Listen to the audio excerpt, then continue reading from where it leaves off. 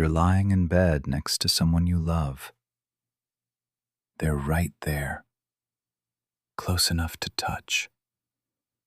And somehow, you've never felt more alone in your life. Not because there was a huge fight, not because something obvious happened, but because somewhere between the beginning and now, something shifted. Something quiet. Something cold. Something you can't fully explain. And the thoughts start running. Why do they feel so far away? What happened to the person I fell in love with? Did I do something? Did I ask for too much? Am I too much? Or did they just stop caring? Here's the truth most people never get told. They didn't pull away because they stopped caring. They pulled away because closeness started activating something deeper than love. Their nervous system started reading connection as danger. And when that happens, a dismissive avoidant doesn't reach out. They shut down. They detach. They disappear behind walls even they don't fully understand. You're not failing at love. This is not proof you chose the wrong person. And if you've been caught inside this kind of relationship, what you're feeling is real, predictable, and far more common than you think. By the end of this video, you're going to understand the dismissive-avoidant relationship cycle so clearly that you'll stop blaming yourself for dynamics you were never taught how to see, and you'll finally understand why this pattern keeps repeating the way it does. Let's get into it. Most couples believe that when someone pulls away, it means the feelings faded, that the relationship got harder because the love wasn't strong enough, that if someone becomes distant, cold, or emotionally unavailable, it must mean they're no longer invested. But the real truth is deeper than that. What looks like loss of love is often loss of safety. What looks like indifference is often overwhelm.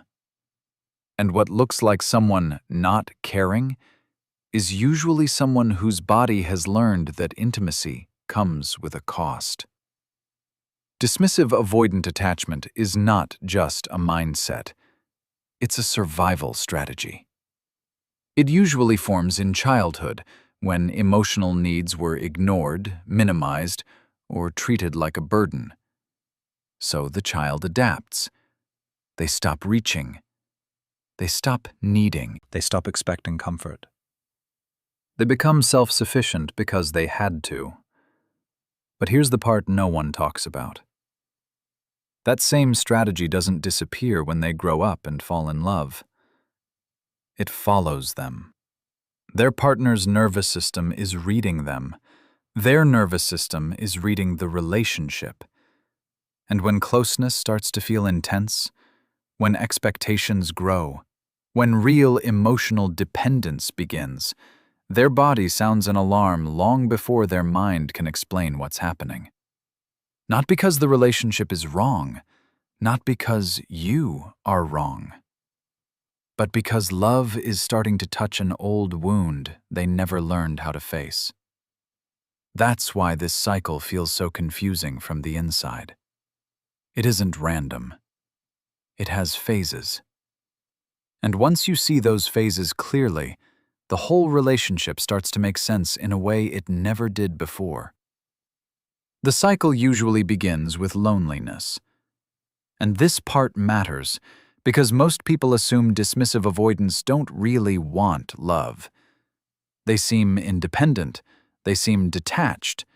They act like they don't need anyone. But beneath all of that is usually a very real hunger for connection. The longing is there. The problem is that the longing feels dangerous. So instead of consciously saying, "I miss closeness," they feel a vague emptiness they can't quite name. They may throw themselves into work, routine, distractions, or casual dating, But underneath it all, there's still a part of them quietly wondering if real connection is possible. This is the ache they can't outrun. Not because they don't want love, but because wanting love brings them too close to old pain. And when you understand that, you stop seeing them as cold. You start seeing them as defended. That shift matters, because the walls don't always mean there's nothing inside. Sometimes they mean there's too much inside, and they never learned how to hold it. Then someone comes along, and suddenly everything changes. This is the phase where they think they've finally found the right person. The connection feels electric. The chemistry feels rare. The attention feels easy. The excitement feels real. And it is real. But it's also being amplified by something beneath the surface. In the beginning, the newness of the relationship creates a kind of emotional high. Dopamine is flooding the system. Validation is flowing. There's hope. There's possibility. And for a dismissive avoidant, this early phase can feel almost intoxicating because it temporarily quiets the insecurities underneath. For a little while, they feel open, available, engaged. Sometimes even more expressive than you would expect. They may come on strong. They may say all the right things. They may seem incredibly present. And both people start thinking, this is it. This is different. This is the one. But here's what nobody explains. Sometimes that intensity isn't proof of stability. Sometimes it's proof that the deeper triggers haven't been activated yet. The relationship still feels light, easy, rewarding. Nothing has demanded real vulnerability for long enough to threaten the system. So they can stay close. They can stay warm. They can even seem deeply emotionally available. And that's what makes the next phase so painful. Because when the shift comes, it feels like it comes out of nowhere. At some point, the spark starts to feel different. The relationship becomes more real. The honeymoon phase naturally begins to settle. Expectations grow. Routines form. Emotional closeness deepens. Conflict becomes possible. The other person starts mattering more. And for most secure couples, this is where intimacy actually begins. But for a dismissive avoidant, this is often the point where their system starts to activate. The dopamine that helped mask everything in the beginning starts to fade, and all the old discomfort underneath begins to rise. Suddenly, the same closeness that once felt exciting starts to feel heavy. The same affection that once felt flattering starts to feel like pressure. The same consistency that once felt reassuring starts to feel like expectation. And because they often don't have the language or self-awareness to understand what's happening inside them, they don't say, "I'm getting triggered." They say, "Something feels off." They say, "The spark is gone." They say, "Maybe this isn't right." This is where so many people get confused, because they think love disappeared. But the truth is, love didn't necessarily disappear. Safety did. And when safety leaves a relationship for someone with avoidant wiring, connection doesn't always vanish dramatically. It goes underground. Then comes the internal withdrawal. This is one of the hardest phases to recognize if you're the partner on the receiving end, because most of it happens in silence. Outwardly, they may still show up. They may still text. They may still say everything is fine. They've started pulling away. They're thinking about leaving long before they say anything about leaving.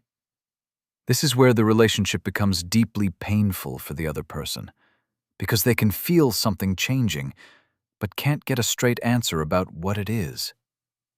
They ask, "Are we okay?" and hear, "Yeah, I'm just tired." They ask, "Is something wrong?" and hear, "No, everything's fine." But it's not fine. Beneath the surface, the avoidant partner is feeling overwhelmed, trapped, or emotionally crowded. Their nervous system is reading closeness as pressure. Their shame wound is getting activated.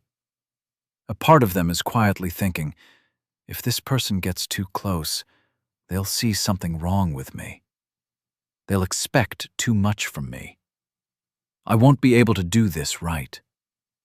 And because expressing vulnerability feels unsafe, they don't share that fear. They manage it alone, which usually means distance. This is the stage where the walls begin rising in a way the other person can feel, but not reach through. And that kind of unspoken drift can make you feel crazy when you're inside it. After that, the mind starts building a case. This is the phase where they begin convincing themselves they need to leave. Not always through one big reason, usually through a slow accumulation of rationalizations.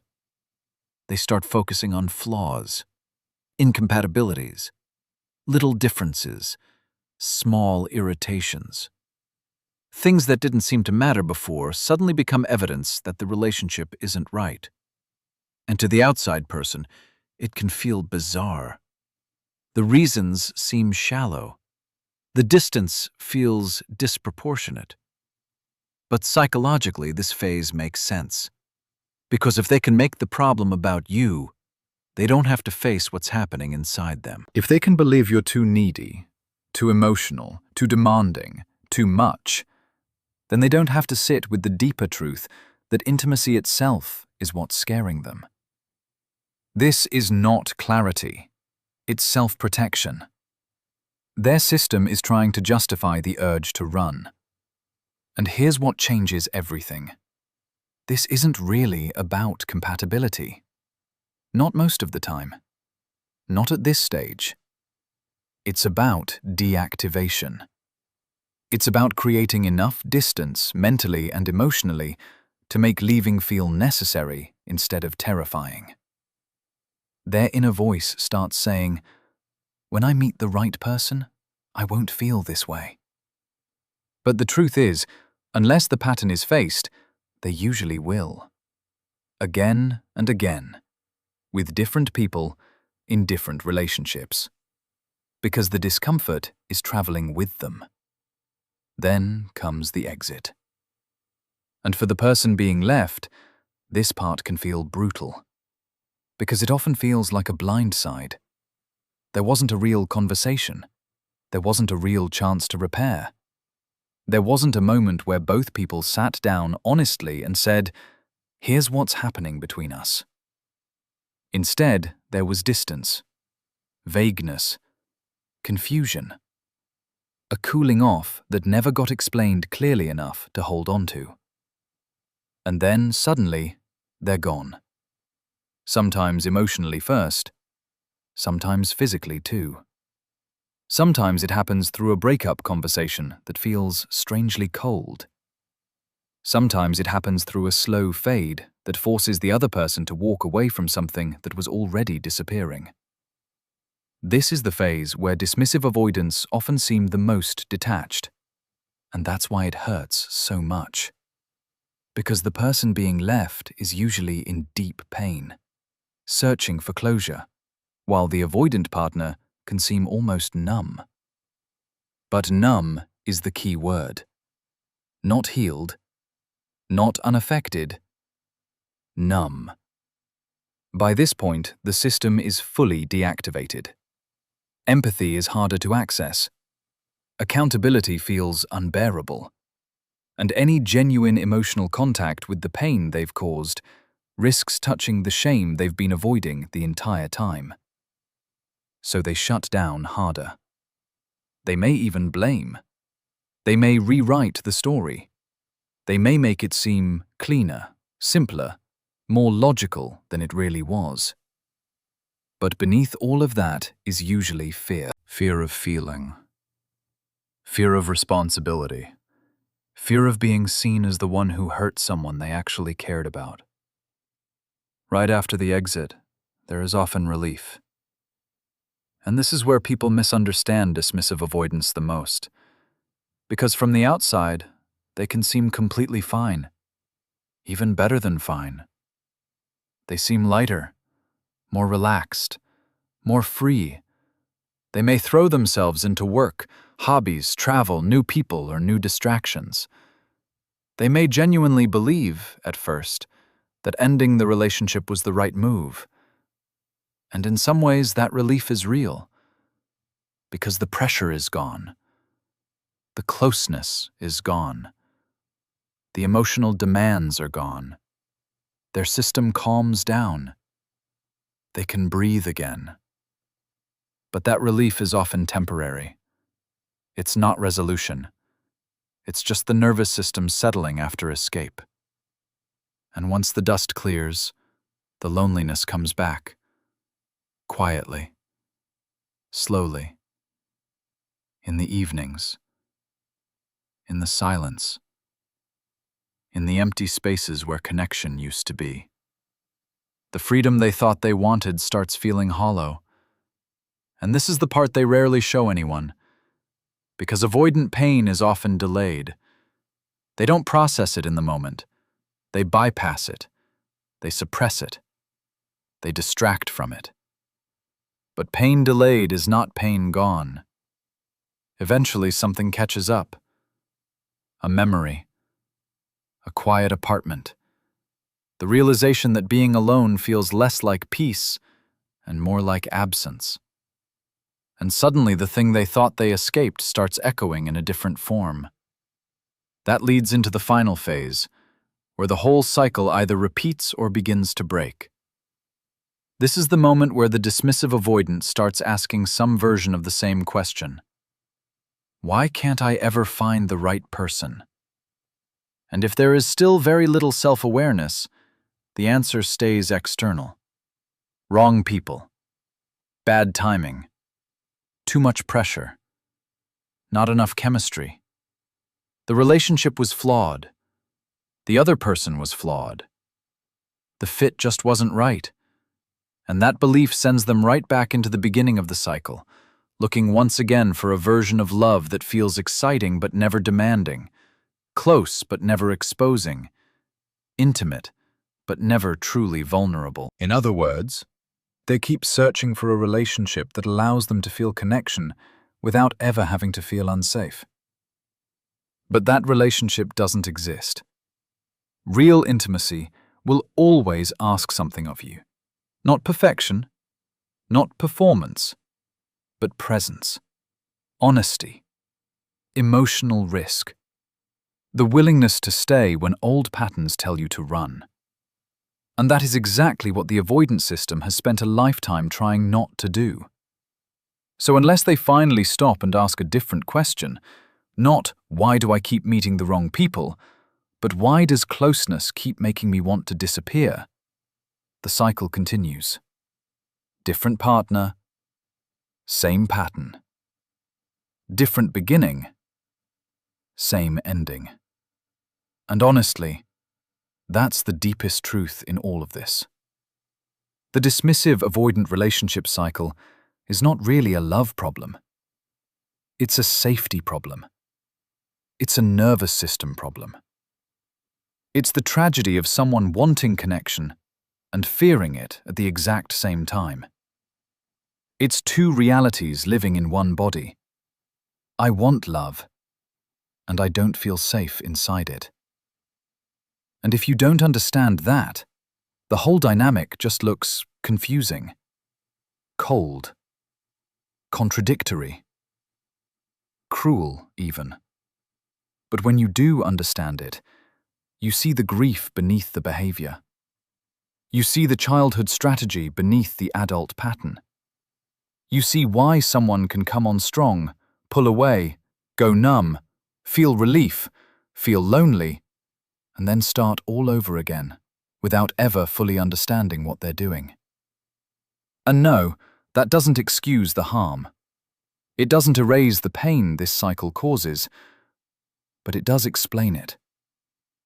And sometimes, explanation is the first thing that helps people finally stop blaming themselves for what was never fully about them. So if you're watching this as someone who loved a dismissive avoidant, I want you to hear this clearly. Their withdrawal was not proof that you were unlovable. Their shutdown was not proof that you asked for too much. And their inability to stay emotionally present was not proof that what you shared wasn't real. A lot of it was real. That's what makes it hurt. But real feelings are not enough when someone's nervous system is still wired to experience closeness as danger. And if you're watching this and recognizing yourself in these phases, then here's the thing, bro. This doesn't mean you're broken. It means you have a pattern. A very understandable one. A very human one. But still a pattern. And patterns can change. Not through tricks. Not through pretending to be secure. Not through finding a softer partner who triggers you less. But through real self-awareness. Real repair. Real inner work. Because this isn't about learning a communication hack. This is about becoming someone who can stay emotionally present when love stops feeling easy.